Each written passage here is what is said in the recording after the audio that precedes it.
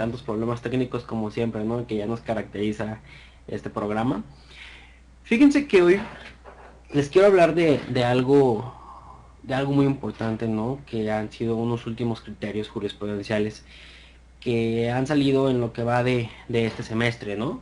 Yo sé que a lo mejor hablar de un semestre en la materia fiscal es muchísimo. ¿Por qué? Porque en la materia fiscal hay jurisprudencias semana tras semana, seguido hay una jurisprudencia, y la siguiente semana está otra, y luego está otra, ya está un colegiado diciendo el otro, ya está la primera sala diciendo esto, está la segunda sala de la corte diciendo lo otro, están las salas regionales del tribunal fiscal emitiendo sus tesis. La materia fiscal es una de las materias que se prestan a que surjan muchos criterios, porque es una materia muy específica, es una materia muy complicada, entonces se presta a muchas interpretaciones. Entonces es necesario que los órganos que pueden fijar jurisprudencia, que pueden fijar criterios, vayan dictando unos criterios fijos para obtener así mayor seguridad, ¿no? No es lo mismo decir, yo sé que este argumento va a ser tomado en consideración así en todas las salas de México o en todos los tribunales, a decir, bueno, aquí en el sexto circuito dicen eso, en el tercer circuito dicen el otro. Es necesario que se vaya formando esta jurisprudencia. Hablar de 6 meses es mucho tiempo, porque estamos hablando que los tribunales colegiados, la primera y la segunda sala de la corte y además las salas regionales del tribunal fiscal constantemente están sacando tesis aisladas, están sacando jurisprudencias que poco a poco son las que van fijando criterios. Pero bueno, hice esta selección, son pocas jurisprudencias, el programa hoy planeo que sea un poco corto porque ando un poco enfermo de mi garganta, tengo gripa, entonces pues sí me cuesta un poco estar hablando, ¿no? Entonces seleccioné unas pocas jurisprudencias, son alrededor de unas 5 o 6 más o menos, que son jurisprudencias que vienen a cambiar un poco el paradigma que ya se tenía en la materia fiscal, ¿no? Estamos hablando de que hay jurisprudencias que vienen a cambiar criterios fijos que tenían años. A lo mejor, es más, me puedo arriesgar hasta decir que hasta casi una década, ¿no? Criterios que ya estaban muy adoptados, que ya estaban muy tomados. Es más, ¿no? De hecho, les voy a hablar de una jurisprudencia que viene a modificar el sentido de otra jurisprudencia. Son temas importantes porque cuando estas jurisprudencias salieron hace unos meses, hace unas semanas, pues fueron jurisprudencias que aquí en el medio, en el argot jurídico fiscal, se hablaron bastante, ¿no? De hecho, muchas provocaron algo de coraje, todos decían, oye, ¿cómo es posible que la segunda sala haya dicho esto, o a lo mejor esto va en contraderecho y demás? Entonces es por eso que hice una selección de las principales jurisprudencias que a lo largo de estos últimos 6 meses de lo que va de este año han cambiado un tanto el paradigma que ya se tenía en la materia fiscal.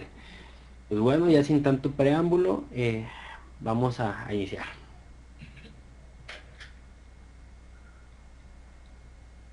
Una jurisprudencia, esta jurisprudencia es de la segunda sala. Salió publicada, bueno, primero fue dada a conocer por la corte como en enero, más o menos como a los primeros días de enero de este año de 2013, y fue publicada en el JUS unas semanas después.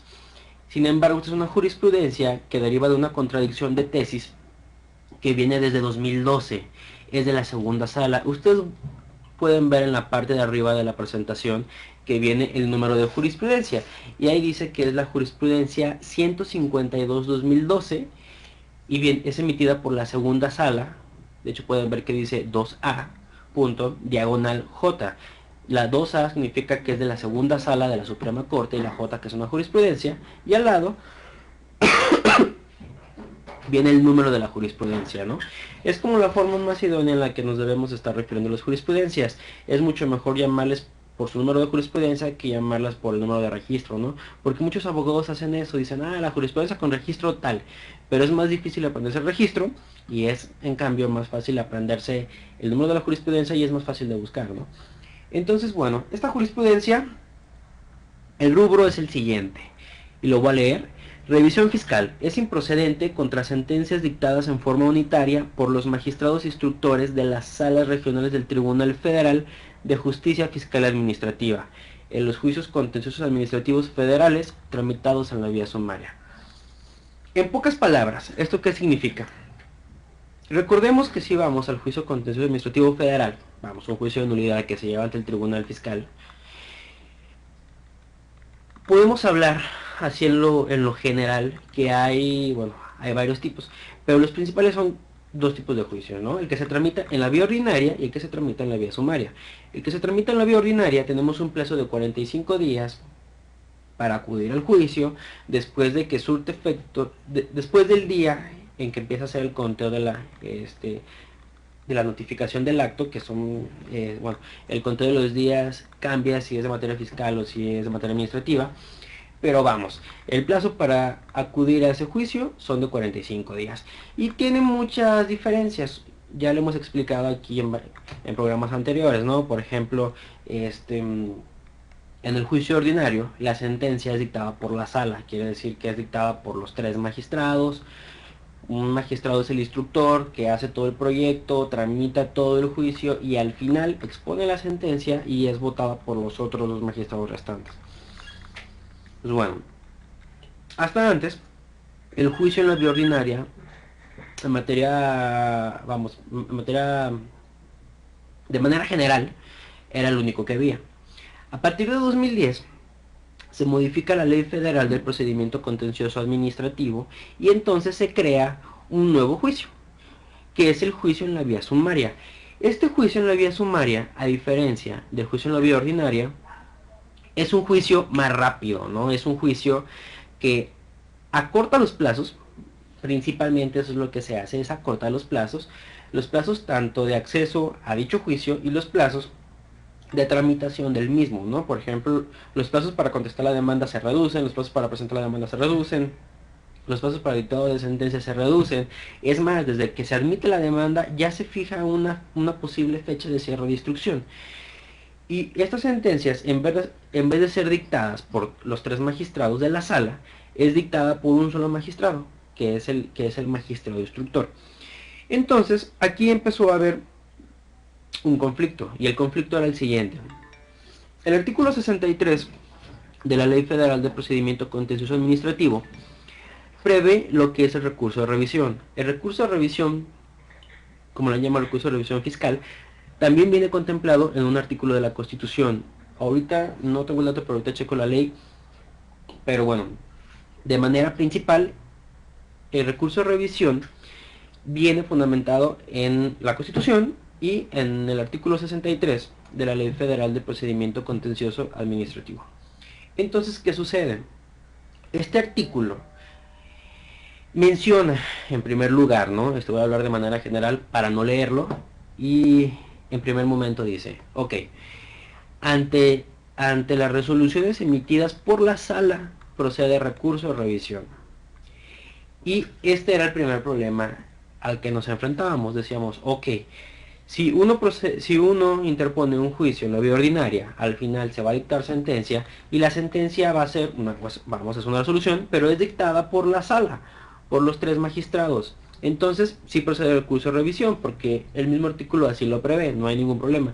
Pero entonces, ¿qué sucede con los juicios en la vía sumaria? Los juicios en la vía sumaria son resueltos por el magistrado instructor, que pertenece a la sala, claro, pero son resueltos y esa resolución es emitida por un solo magistrado, el magistrado instructor. Entonces desde ahí empezó el problema, ¿no? Porque la autoridad, bueno, imagínense, uno se iba a un juicio, demandaba la nulidad de una resolución fiscal, al final el magistrado declaraba la nulidad de la multa, del acto X, y la autoridad se iba a recurso de revisión. Llegaba al colegiado y el colegiado en muchas partes, en muchos momentos, muchas veces decía, bueno, esta resolución no la puedes impugnar en recurso de revisión fiscal, autoridad. A ver, antes de todo, me menciona Ulloa que no se escucha. Ya hice unos cambios.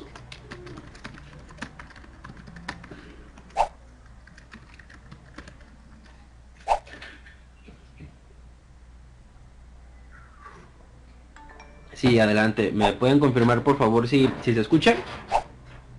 ¿Sí? Perfecto. Continuamos. Ah, ok.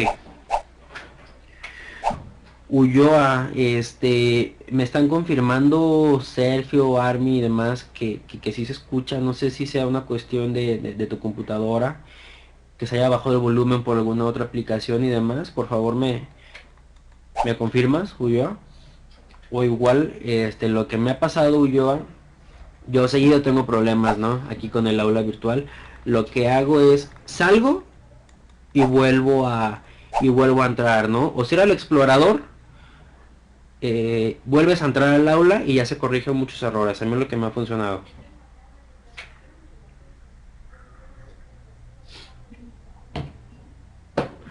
Bueno, pues señores, continuamos. Entonces, desde ahí se empezó a dar la primera problemática, ¿no? Decía, ok, es procedente el recurso de revisión contra una sentencia emitida en un juicio sumario, porque es emitida por el magistrado instructor y demás. Empezó a hacerse la discusión, unos colegiados empezaron a decir que sí, otros colegiados empezaron a decir que no, y de repente hubo dos colegiados que dijeron, bueno, el recurso de revisión fiscal sí procede contra una sentencia emitida por un juicio, en un juicio en la vía sumaria. Y otro colegiado dijo, no, no procede el juicio, no procede la revisión fiscal ante una resolución emitida, ante una sentencia emitida en un juicio en la vía sumaria. Entonces, esta contradicción, porque uno decía que sí y otro decía que no, se subió a la segunda sala de la corte. La segunda sala de la corte resolvió esta contradicción y lo hizo de la siguiente manera, ¿no? Voy a leerles la parte importante de la jurisprudencia en la que resuelve esta contradicción. Y nos dice, el recurso de revisión fiscal es improcedente contra sentencias pronunciadas en los juicios contenciosos administrativos tramitados en la vía sumaria, toda vez que sería un contrasentido que dicho recurso fuera procedente contra sentencias dictadas en los juicios ordinarios cuya cuantía fuera de 3.499 salarios mínimos y versara sobre materias consideradas por el legislador como de especial importancia y trascendencia, y procediera para impugnar resoluciones definitivas pronunciadas en los juicios de una cuantía menor y que se refieran a temas comunes, recurrentes y de poca trascendencia. ¿Qué observamos aquí? Que la segunda sala nos viene a decir, bueno, no es es improcedente el recurso de revisión fiscal.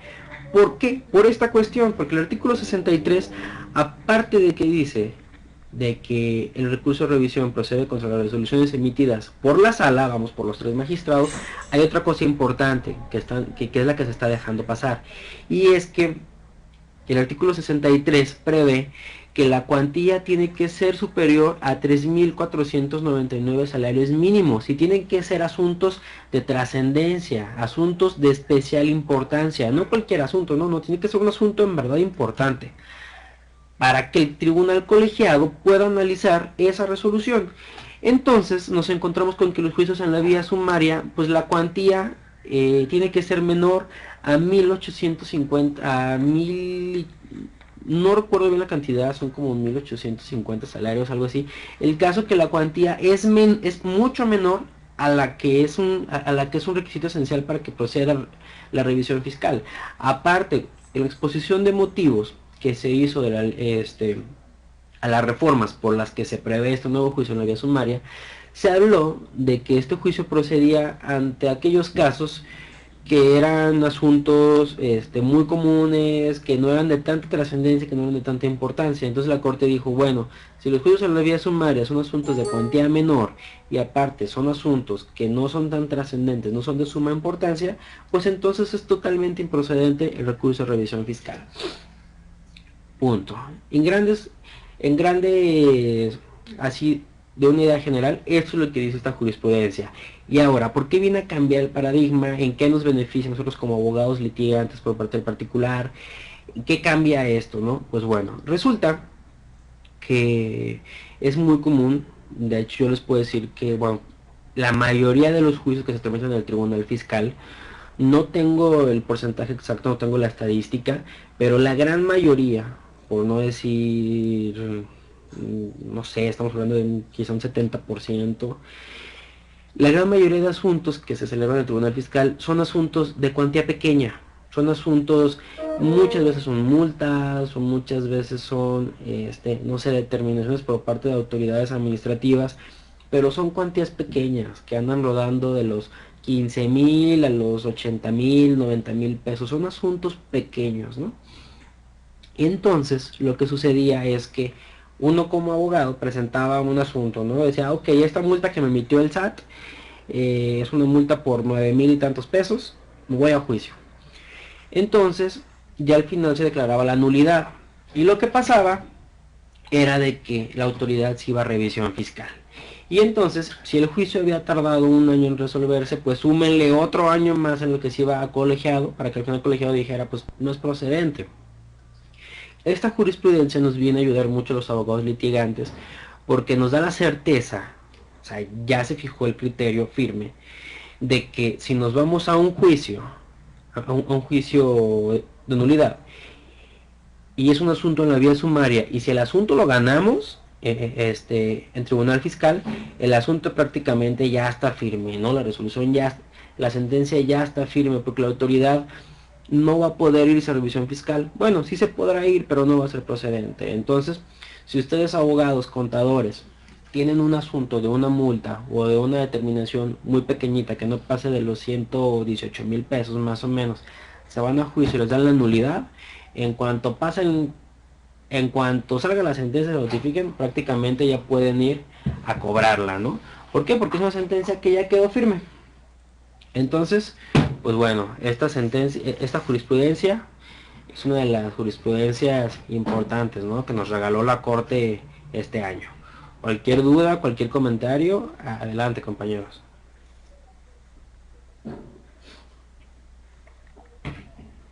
Ok, les voy a hablar de otra jurisprudencia. Esta jurisprudencia es emitida es emitida por un tribunal colegiado.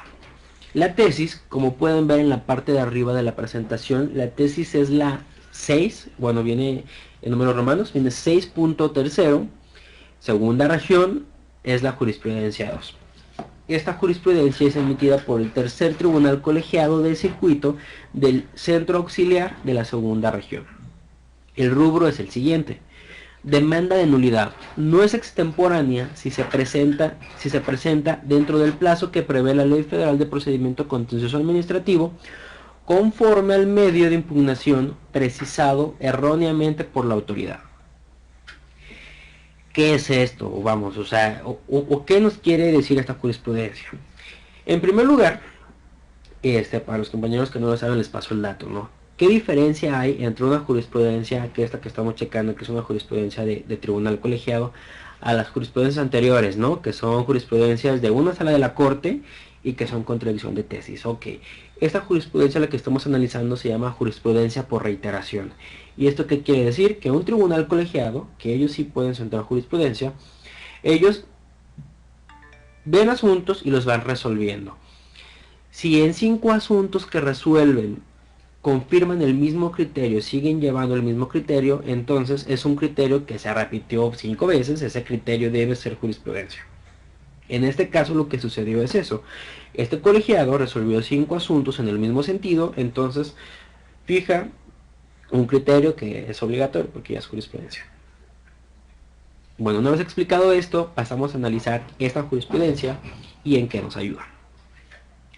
Como ya estuvimos checando en la jurisprudencia anterior, ya sabemos que hay, por así decirlo, a grandes rasgos, dos juicios que proceden en el tribunal fiscal. Uno de ellos es el juicio en la vía sumaria y otro de ellos es el juicio en la vía ordinaria.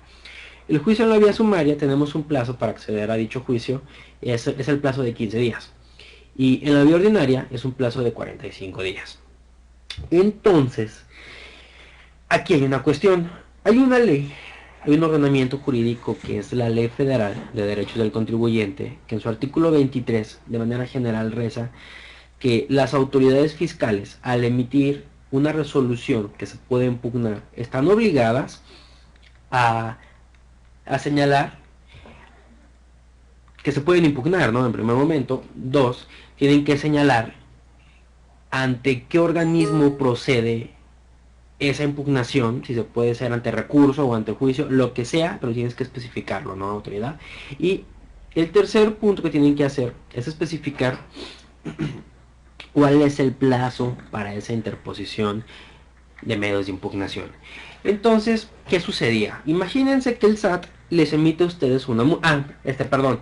Y ese mismo artículo, el 23, nos menciona que cuando la autoridad incurra en desacato a ese artículo, vamos, que no establezca cuál es el medio de impugnación, o que no establezca el plazo, o que no establezca ante dónde se puede impugnar, la consecuencia es de que el plazo se va a duplicar. Si nosotros nos notifican una resolución que es impugnable y el plazo es de 45 días para irnos a recurso de revocación y no nos lo dicen, la consecuencia es de que el plazo para acudir a ese recurso, a ese medio de defensa, se va a duplicar, va a ser de 90 días, ¿no? Entonces, bueno, ¿qué sucedía? Resulta que el SAT les emitía a ustedes una resolución impugnable, una multa. La multa era de 9.370 pesos. Entonces sabemos que el juicio procedente para ese tipo de resolución por la cuantía era un juicio en la vía sumaria. Y lo que pasaba es de que la autoridad al especificar el plazo para interponer el juicio, les decía, puedes interponer juicio de puedes interponer juicio de nulidad y el plazo para acudir al juicio es de 45 días. Aquí empezó a haber muchos conflictos, ¿no? Porque unos decían, bueno, este juicio, bueno, esta multa se puede impugnar a través de juicio, pero el plazo es de 15 días, no de 45 días. ¿Qué sucede? Muchos empezaron a decir, ok, el problema es de que te dijo el plazo de manera errónea. Entonces la consecuencia es de que no son 15 días, sino 30 días, ni 45 no, 30 días. ¿Por qué? Porque el plazo establecido en ley son 15 días. Y como te lo especificó mal, la consecuencia es que el plazo se va a duplicar, entonces son 30 días. Muchos colegiados empezaron a decir, claro que sí, es esto, porque la ley no te puede, porque la autoridad no te puede decir, son 45 días. Si la ley dice que son 15, son 15, y la autoridad no puede venir a cambiar el plazo. Entonces, esto empezó a crear mucha confusión y se empezó a alegar violaciones a los derechos humanos diciendo, oye, autoridad, tú me estás diciendo que son 45 días, yo te hago caso porque tú eres la autoridad, tú eres la que sabes, yo promuevo mi juicio al día 44 y resulta que es improcedente porque ya se me pasó el plazo, eran 15 días o eran 30 en el caso que opera la duplicidad. Entonces, ¿qué va a suceder? Pues bueno, este colegiado lo que nos dijo es lo siguiente, y les voy a leer de manera general la parte importante de esta jurisprudencia. Y dice, si la ley fija consecuencias favorables al particular cuando la autoridad omite precisar el recurso, juicio o plazos pertinentes, es lo que les comenté, tal prerrogativa igual debe prosperar cuando el gobernado intenta el medio de impugnación dentro del plazo mal precisado por aquella, pues la tutela jurisdiccional debe garantizarse también frente al error que pueda provocar la autoridad y, en este caso, debe quedar a salvo su derecho a hacer uso de un recurso que conforme a la ley pueda resolver la instancia. ¿Qué hizo este colegiado? Emitió un criterio muy bueno, ¿no? Emitió un criterio garantista donde nos dice, ok, la consecuencia de que la autoridad te diga mal el plazo es de que se va a duplicar ese plazo para acceder a ese medio de impugnación y tú tengas acceso a la tutela jurisdiccional. Entonces, ¿qué sucede? Si la autoridad se equivoca, eso no debe ser una excusa para hacerte nulo ese derecho. Entonces, si la autoridad se equivoca y te dice que son 45 días, aunque el juicio procedente sea en la vía sumaria en 15 días, ni modo. La autoridad la regó y si te dijo 45 días y uno presenta el juicio el día 44, se debe admitir ese juicio y se le debe dar trámite. Es un criterio muy bueno. Sin embargo, una pequeña crítica que yo le puedo hacer a esta jurisprudencia, y esto lo estuvimos platicando ya en el despacho donde trabajo, es algo muy importante, ¿no? A como está redactada la jurisprudencia, nos da a entender de que si la autoridad se equivoca y te dice que son 45 días, pues entonces acude a 45 días, ¿no? Pero ¿qué pasa? Imagínense que quien está haciendo la resolución, al estar tecleando la multa, al final pone, ok, esta multa se puede impugnar ante juicio de nulidad, bla, bla, bla, y cuentas con un plazo de 450 días, porque se le fue el cero, porque se le fue un cero, ¿no? Le está tecleando, se le fue un cero, se le fue un uno. Entonces, ¿qué va a suceder en esos casos, no? Aquí lo que va a ser importante, bueno, yo creo que esto va a subir a corte, porque esto se va a seguir alegando, y lo que van a fijar va a ser, ok, si se equivoca la autoridad, va a ser el plazo que te dijo, pero siempre y cuando se respete el de la ley. Esto va a ser importante y hay que estarlo analizando, ¿no?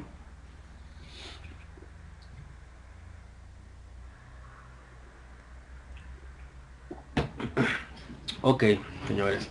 Otra jurisprudencia importante. Esa jurisprudencia sí es ya un poco más reciente. Esta jurisprudencia es como de marzo. Bueno, antes de continuar, Ulloa, ¿ya se escucha bien? ¿Ya todo correcto? Compañeros, ¿alguna duda, un comentario que me quieran hacer? Adelante, ¿no? Aquí lo vamos tratando.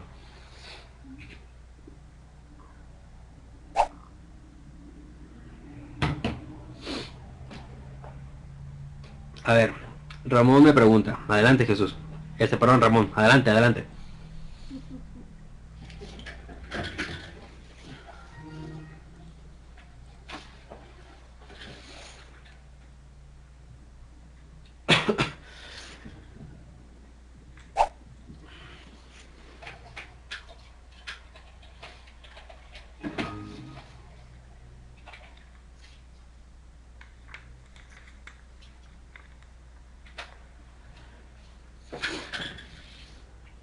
Ok, ok, Ramón.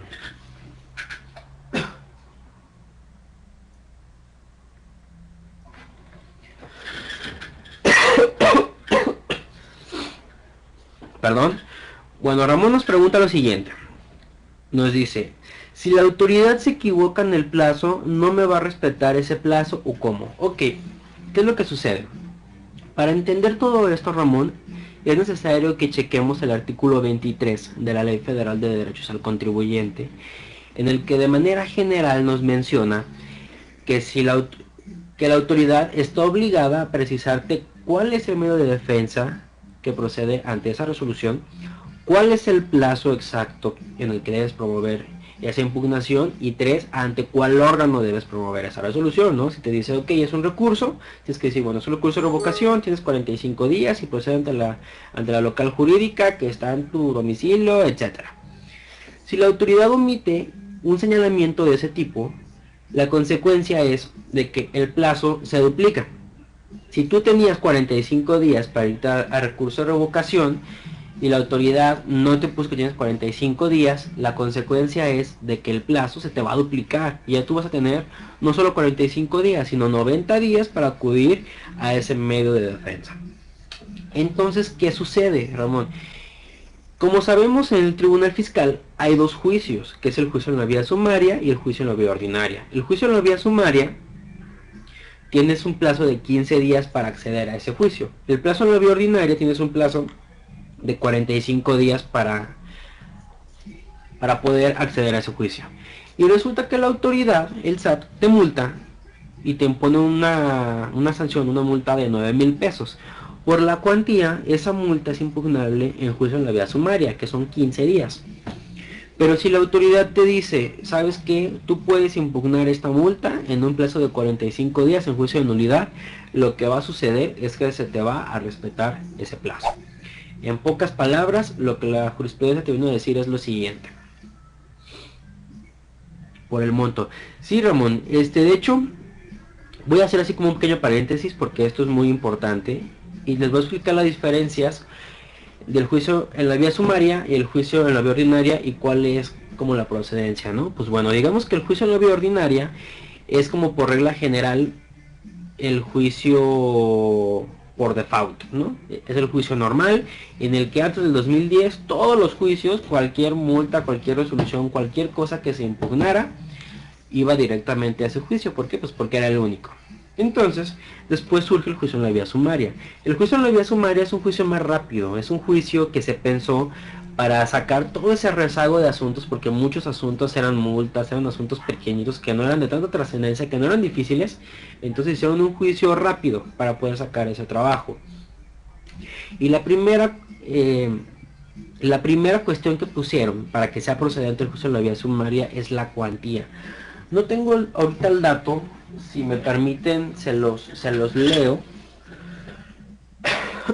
Permítanme leérselos.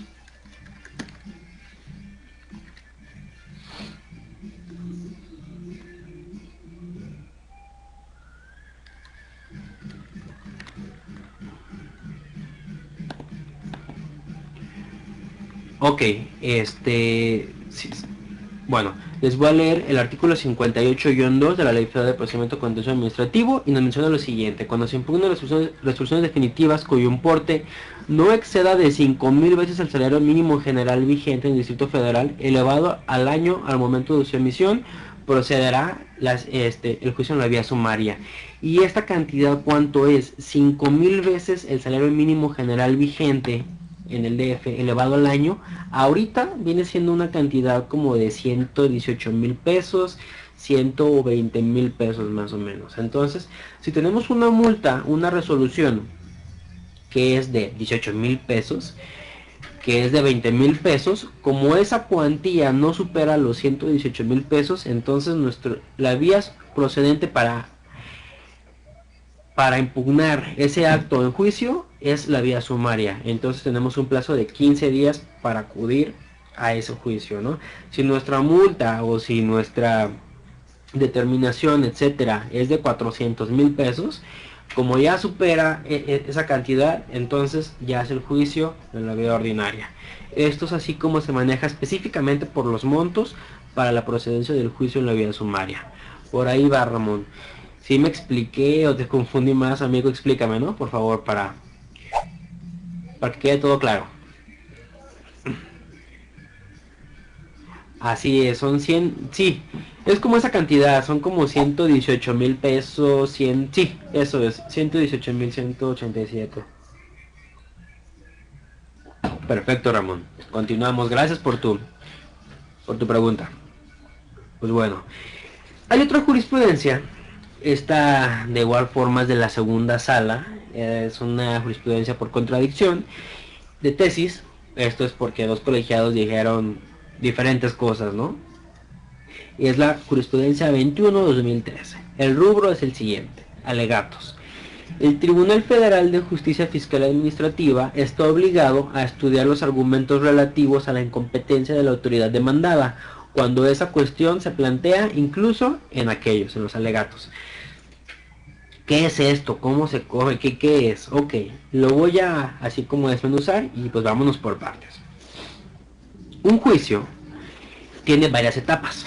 Primero se presenta la demanda, se admite la demanda, después se le corre otro lado a la autoridad demandada para que conteste la demanda, se desahogan todas las pruebas y una vez que ya no hay pruebas por contestar, una vez que el actor, vamos, quien promueve el juicio, ya se le escuchó, la autoridad demandada ya contestó, ya se le escuchó, ya no hay más pruebas que hacer, entonces nos pasamos a cierre de instrucción. Se hacen valer, bueno, está la posibilidad de hacer valer alegatos y ya se dicta la sentencia. Pero, ¿qué son los alegatos? Cuando ya se presentó la demanda, cuando ya se contestó la demanda, cuando ya no hay más cosas que tratar, se puede decir que ya nada más el juicio está esperando a que sea resuelto, ¿no? A que se cierre la instrucción, a que se cierre el trámite y ya al final la sala o el magistrado diga, no, que la razón la tiene A y no B, o el juicio se debe sobreseer porque ninguno tiene razón o porque es improcedente, etcétera, ¿no? Ya eso se analiza. Los alegatos, véanlo como la parte donde ya terminó el pleito, por así decirlo. O sea, yo como actor ya expresé, ya dije por qué es ilegal esa resolución, la autoridad ya dijo no, si es legal por esto, esto y el otro. El pleito, el conflicto, vamos, así como la diferencia en argumentos, ya se acabó. Entonces los alegatos tienen la intención únicamente de demostrar quién tiene la razón, ¿no? O decirle, oye, ¿sabes qué, magistrado? Yo en demanda dije que es ilegal por A, y la autoridad cuando contestó se hizo pato, no dijo nada, o lo que dijo que según B, pero eso es incorrecto. Los alegatos es una cosa que se llama, son alegatos de bien probado, ¿no? Son cosas que ya se probaron, son cosas que ya están claras, son cosas que ya se dijo, y es nada más como dar una pequeña ayudada al magistrado y decirle, mira, cuando resuelvas, yo opino que es ilegal la multa por esto, esto y el otro. Son como meras opiniones, ¿no? Es como nada más, vamos, una idea que se da de lo que ya se hizo en juicio, ¿no? De lo que ya se contestó, de lo que ya se argumentó. ¿Qué pasa? Imagínense que si uno presenta una demanda ya se va a valer 5 conceptos, ¿no? Que es ilegal la multa por la cuestión A, B, C, D y F. La autoridad contesta y te dice, ah, sí, es legal porque A no es cierto, B no es cierto, tal, tal, tal, tal y tal. Entonces, hasta ahí se cerraba. Ya no podíamos hacer valer más alegatos, ya no podíamos hacer valer más argumentos ni nada, porque su momento procesal oportuno ya pasó. Entonces, en alegatos, cuando ya nada más nos deberíamos abocar a decir, bueno, lo que dije en A fue cierto, lo que dije en B es cierto, lo que dije en C es cierto. Lo que pasaba es que muchos abogados en alegatos decían, oye, sí es cierto, en demanda te dije que es ilegal por A, B, C y D, pero también te digo que es ilegal por F, por G y por H, porque es incompetente la autoridad. ¿Por qué es incompetente? Porque su artículo que fundó, pues, no le brinda esa facultad, porque la ley no contempla esto, porque el reglamento no dice lo otro, entonces es incompetente. Y lo que empezó a suceder es de que los tribunales empezaron a decir, oye, esas cuestiones que tú me estás planteando son cuestiones nuevas, que tú no me hiciste valer en la demanda. Y como no lo hiciste valer en la demanda, la autoridad no se pronunció sobre ello, son cosas que yo ya no puedo estudiarlas porque son cosas novedosas. No tiene sentido, no es justo que tú en demanda alegues esto, la autoridad conteste sobre eso mismo, y en alegatos me vengas a hacer valer cuestiones que la autoridad ya no va a poder contestar. Aparte, esto tiene sus momentos procesales, ya no puedes continuarlos. Entonces, esa fue la primera cuestión, ¿no? Que unos tribunales decían, si tú me haces valer cosas en alegatos de incompetencia, son cosas nuevas que yo ya no debo estudiar. Pero, ¿qué sucede?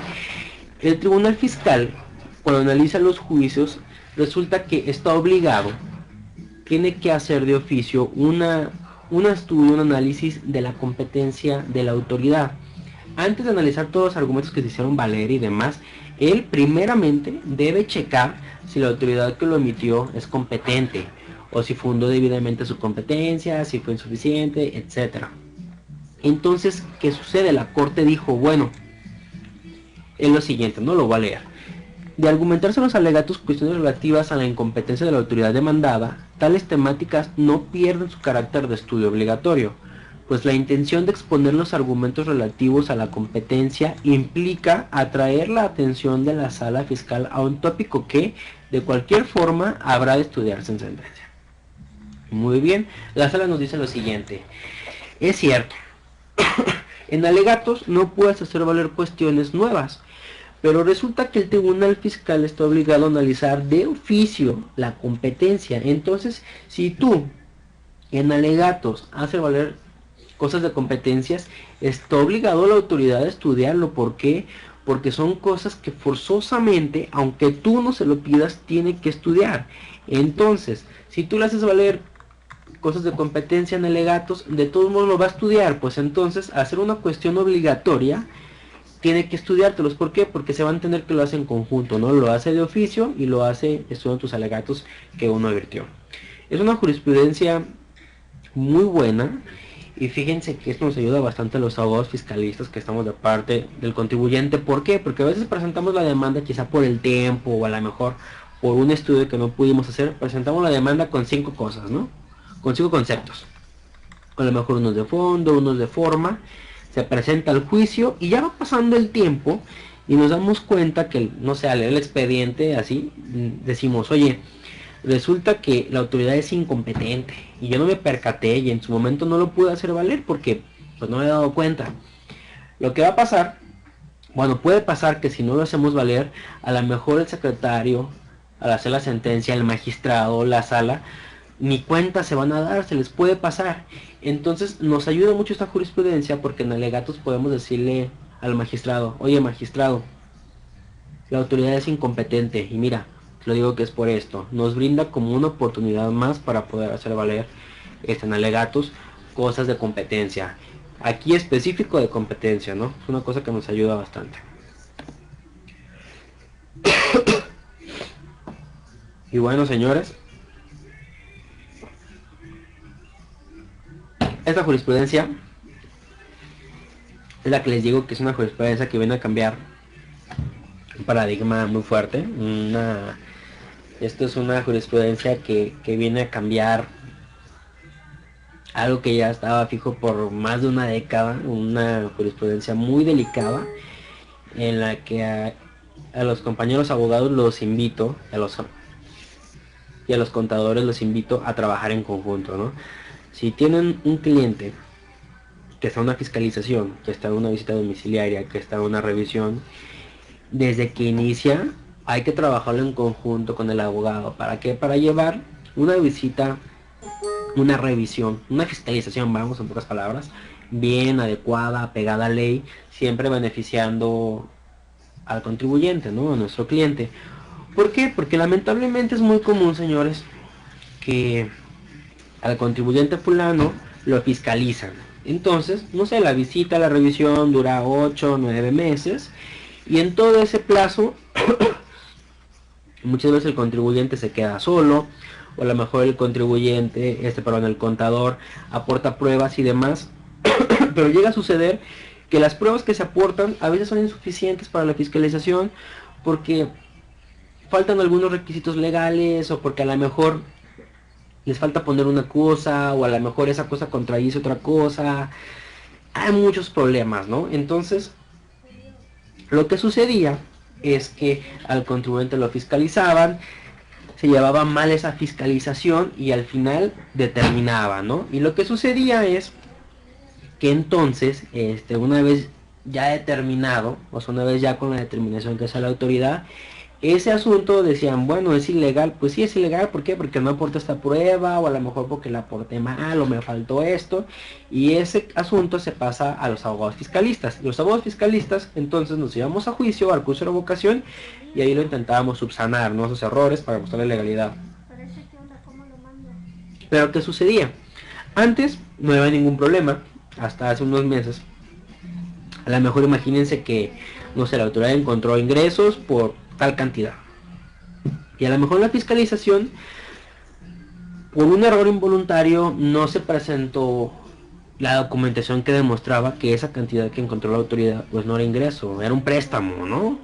Entonces, lo que sucedía es que nos íbamos a juicio y en juicio decíamos, oye, ¿sabes qué? Esta cantidad que me encontraste no es ingreso. ¿Por qué? Porque es un préstamo y mira, te adjunto como prueba este contrato de mutuo, certificado con todas sus cosas y demás.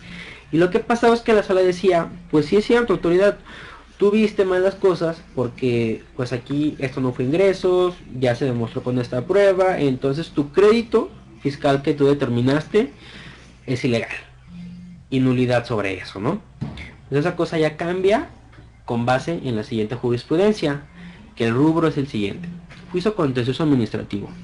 El principio de la litis abierta que lo rige no implica una nueva oportunidad para ofrecer los medios de prueba que, conforme a la ley, debieron exhibirse en el procedimiento de origen o, en su caso, en el recurso administrativo procedente, estando en posibilidad legal de hacerlo. Y esto modifica la jurisprudencia 69-2001 de la misma sala. Y nos vamos a la parte importante, donde la corte dice qué es lo que no se puede hacer. Esta parte versa lo siguiente: la prerrogativa de esgrimir conceptos de impugnación que no se hicieron valer en el recurso administrativo, esto viene contemplado en el artículo 1 de la Ley Federal de Procedimiento Contencioso Administrativo, no implica la oportunidad de exhibir en juicio los medios de prueba que, conforme a la ley, debieron presentarse en el procedimiento administrativo de origen, o en su caso, en el recurso administrativo respectivo, para desvirtuar los hechos u omisiones advertidos por la autoridad administrativa, estando en posibilidad legal de hacerlo. Pues sí, ya sabemos que la sala nos dijo eso, pero ¿por qué llegó a por qué llegó a esta conclusión la sala, no? ¿Por qué lo está diciendo? Y la conclusión o el argumento que tomó la sala es el siguiente. No sería jurídicamente válido declarar la nulidad de la resolución impugnada con base en el análisis de aquellas pruebas que el particular no presentó en el procedimiento de origen o el recurso administrativo, estando obligado a ello y en posibilidad legal de hacerlo, tal como lo establece el artículo 16 constitucional, al indicar que los gobernadores tienen la obligación de conservar la documentación indispensable para demostrar el cumplimiento de las disposiciones fiscales y en consecuencia a exhibirla cuando le sea requerida por la autoridad administrativa en ejercicio de sus facultades de comprobación. Estimar lo contrario significaría sostener que el Tribunal Federal de Justicia Fiscal y Administrativa se puede sustituir en las facultades que son propias de la autoridad fiscal y declarar la nulidad de sus actos por causas atribuibles al particular. Pues bueno, esto es una jurisprudencia que para los abogados fiscalistas, ¿no?, por parte del contribuyente nos pega feo, al contribuyente le pega más. ¿Por qué? Porque lamentablemente es muy común que suceda lo que les comenté, ¿no? Que a los abogados fiscalistas nos llevan el asunto cuando ya está determinado, ¿no? Nos dicen, ¿sabes qué? La autoridad ya determinó, aquí está, y para acabarla así de moler, el asunto le faltan 5 días, ¿no? Para que ya se venza. Entonces, esta jurisprudencia, este criterio nos afecta mucho.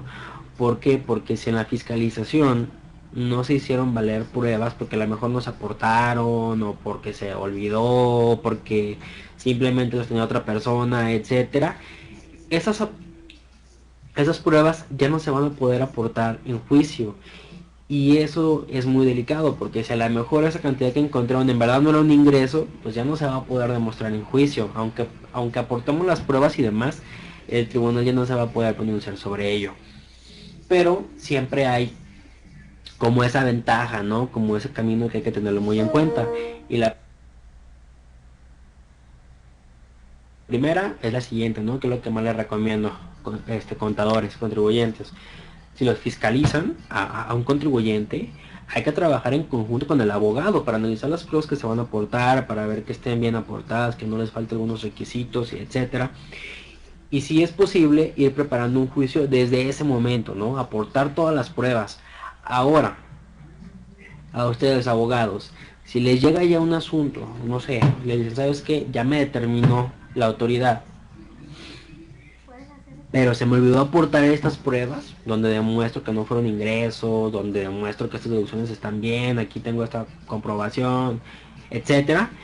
Podemos irnos a recurso de revocación. ¿Por qué? Porque el Código Fiscal de la Federación sí prevé expresamente que se pueden aportar aquellas pruebas que no se hicieron valer en la fiscalización. Entonces hay como dos salidas para esta jurisprudencia, ¿no? La primera es trabajar en conjunto, abogados, contadores, para en la fiscalización preparar las pruebas, y la segunda es, si no se aportaron pruebas pero las tenemos, vámonos a recurso de revocación y ya después nos vamos a juicio de nulidad. Esta es una jurisprudencia nueva, tiene unas semanas, unos pocos días que salió a la luz. Es de la segunda sala, la jurisprudencia es la 70-2013, y de manera que, bueno, y recordarán ustedes que el artículo 23 de la Ley Federal de Derechos al Contribuyente nos menciona que la autoridad está obligada a decir qué medio de impugnación procede ante esa resolución, 2, cuál es el plazo, y 3, ante quién se debe promover. Y lo que empezó a darse es que se empezó a interpretar ese artículo de una manera en que se decía, ok, esta autoridad, debes decirme ante quién debo promover ese medio, pero también debes de decirme, por ejemplo, si yo me quiero ir a juicio de nulidad, pues hay muchas salas regionales, están las regionales de Occidente, de Oriente, del centro, las metropolitanas. Debes de decirme cuál es la competente para yo poder llevar mi juicio. Entonces, eso se empezó a prestar a interpretaciones porque unos colegiados decían no es necesario que se especifique cuál sala regional es la competente por el domicilio, cuál sí, cuál no. Y esta jurisprudencia fue la que derivó de eso. El rubro es el siguiente. Derechos del contribuyente. El deber impuesto a las autoridades fiscales de notificar los actos que emitan en términos del artículo 23 de la ley federal relativa no implica que especifiquen cuál es la sala regional del Tribunal Federal de Justicia Fiscal Administrativa competente por razón de materia y territorio para conocer del juicio en el caso concreto. La parte importante de la jurisprudencia es la siguiente. La autoridad fiscal no debe especificar la sala que sea competente por materia y territorio para conocer el juicio, porque la eventual incompetencia de la sala regional ante la que se presenta la demanda no genera la improcedencia del juicio. ¿Y esto por qué? Porque bien nos pueden decir, ok, Jesús González está en Guadalajara, Jalisco, entonces la sala competente es la sala regional de Occidente, ¿no? Pero yo puedo promover mi juicio en línea. Entonces, si yo presento mi juicio en la sala regional de Occidente, no por eso va a ser incompetente, porque yo lo puedo presentar a través de internet y puedo estar hasta en otro lado, ¿no? O a lo mejor imagínense que es una resolución que yo hago valer conceptos de impugnación, donde hago valer argumentos que tocan temas de tratados internacionales para evitar doble tributación o la mejor de comercio exterior. La misma ley nos prevé que en esos casos las salas competentes son las salas metropolitanas, perdón, si no son especializadas, ¿no? Entonces lo que va a pasar es que si yo presento mi juicio en la sala regional, se va a mandar a las metropolitanas, entonces no va a ser improcedente mi juicio, o yo puedo presentar mi juicio en la sala regional del noreste y no por eso va a ser incompetente, ¿no? El juicio va a seguir tratándose. Entonces esta jurisprudencia nos viene como a quitar un requisito más y pues vamos, allá se cierra esa puerta. Entonces ya me despido, ya se acabó la hora. Un saludo a Ramón, gracias por tus participaciones, que tengas un buen fin de semana, amigo, y cuídate mucho. Pues ya concluimos. Esta fue una pequeña reseña de jurisprudencias que han salido en los últimos meses, que son muy importantes, que vienen a cambiar así como un paradigma de lo que se manejaba en la materia fiscal. Eso a sus órdenes, en mi correo, que es jesusegles@gmail.com, y en mi Twitter, que es @jesusegles. Espero les haya gustado esta presentación. Cualquier duda, cualquier comentario, estoy a sus órdenes.